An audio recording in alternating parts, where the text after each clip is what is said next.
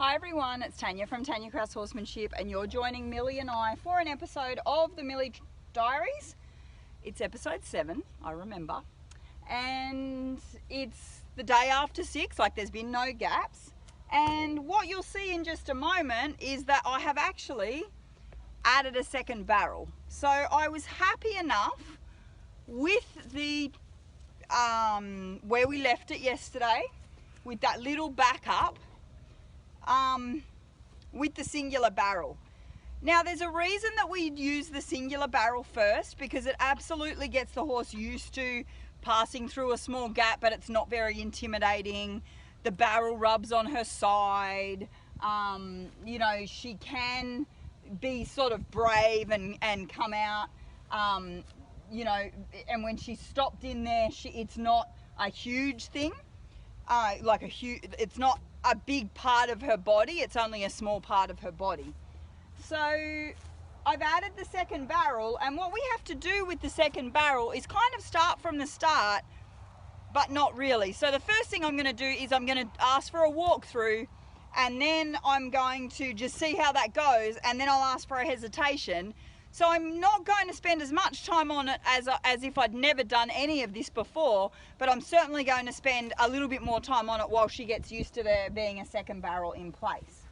So I'm going to go ahead. I've got Gally here as well, so hopefully she won't be too annoying.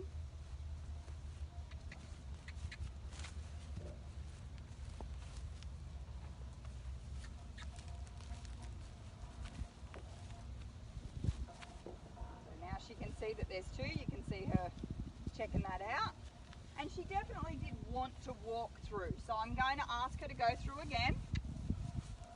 She sort of went to hesitate.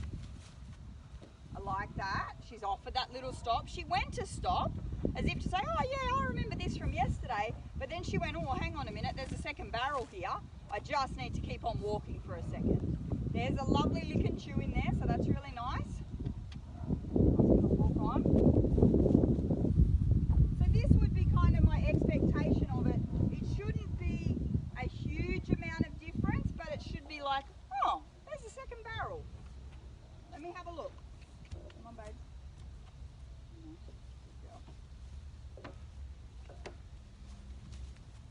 Now I don't mind, again, I didn't ask her to stop, so that's fine, but she didn't offer that hesitation. She heard the rope sort of banging on the barrel as well, which is, you know, she has to get used to noises and stuff like that, so that's not an issue. Nice little hesitation. She's not in there, but I don't mind that she's kind of sniffing it and putting her nose on it. A little bit more tightness in the lips.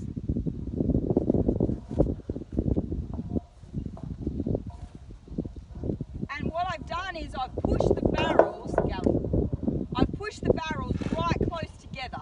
So what we're going to build to is a longer side to replicate a bay of a horse float or a horse trailer. But right now I've pushed them as close together, so if that's 2 foot wide, not quite, and this is a bit smaller but the base of it, let's say it's about 4 foot wide, it's not quite, it's maybe 3.5 foot wide, something like that, then you know, we're working from that forward.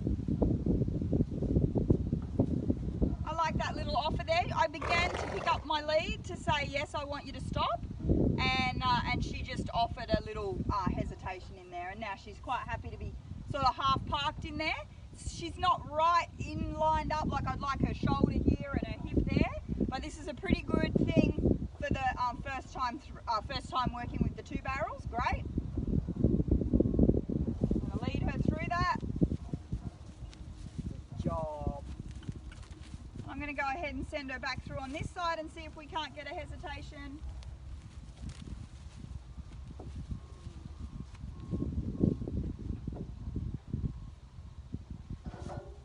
I'm actually going to back her back in there and see if I can't. There we go, very nice.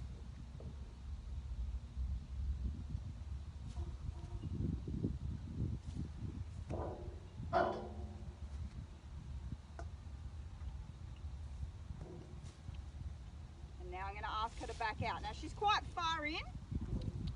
You can see that her leg, when You might not be able to see the ground, but you can see that her leg is up against the log. There we go, very good.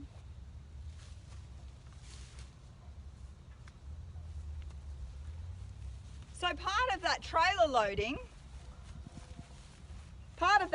loading is obviously backing out. And I can't tell you how many people I've spoken to whose horses get in the trailer and then they go, oh, I didn't teach him to get out, and he really struggled to figure out how to get out. So this is part of that process, obviously, is teaching her to get into a gap and hesitate, and then to get into a gap and back out. So we're not including anything like hills or ramps or anything like that at this point in time, but we're certainly well on our way. I was really happy. We could have kept going there. She's not fussed or anything like that, but I'm really happy with just to leave it there. As we always say, Millie and most horses like those little tiny sessions, and I think we're making great progress. So